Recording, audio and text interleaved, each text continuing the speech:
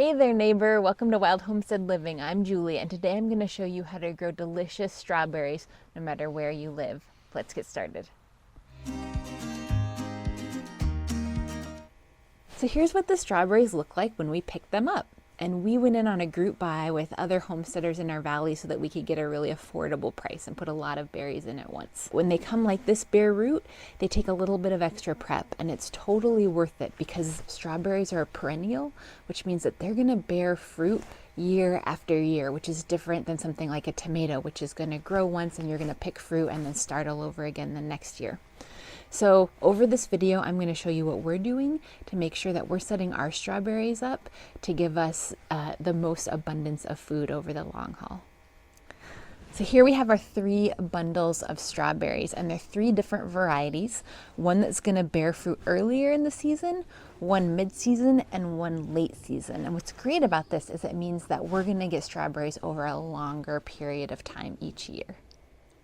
The first thing that we need to do is rehydrate these little strawberries. And so I've got some trays. Usually we do our seed blocks in these, but these are a few extra. And I'm going to keep each bundle separate so I can keep track of them. And you know, they've had a long journey from their original field, so I'm going to do my best to just be gentle as I cut that band off and then to slowly separate them. Ideally, you don't want to get the crown, which is kind of that top part that usually is above the ground, wet, but it might not be entirely possible for us to prevent that as we go. So now that we have all of the roots separated and spread out in these trays, I'm going to gently fill them with water so we can hydrate the roots. And my goal is going to be to get the roots really wet, but to try to avoid hitting the crowns. And I've got this great water wand that I bought online for like 20 bucks, so it's very helpful for this.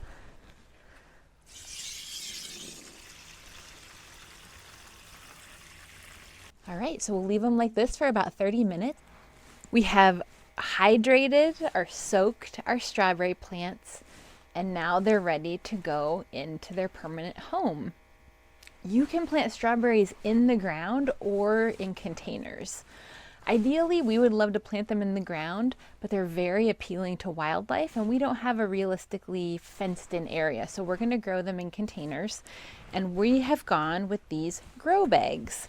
They are kind of a woven cloth material and they have these little pouches for the plants elevating up. Grow bags are a great choice for container gardening because they allow a little bit more interaction and transpiration with the air. The drawback is that they're usually really expensive. So a lot of the other containers that you'll be seeing this season here are plastic that we got for really great deals at some horticultural outlets.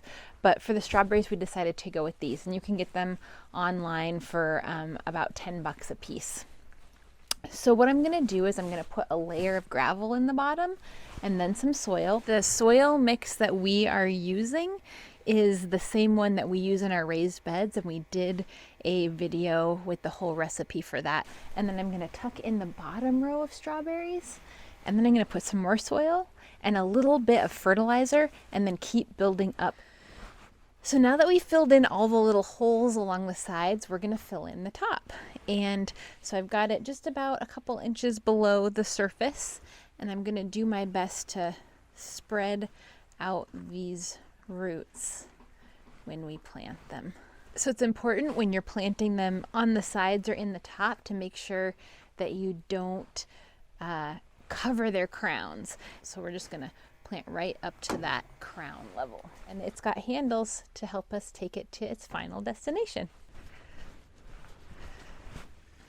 So you can probably see in this bin, as I water it in, there's a bit of settling and the roots are becoming exposed.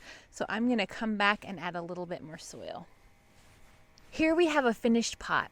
We were able to put 13 plants in this one container, which is about the size of a 5-gallon bucket. It's a great way to maximize your space and grow food in a small area. And you could even put this on the balcony of an apartment complex. I hope it's inspired you to give strawberries a try or really try growing any of your own food.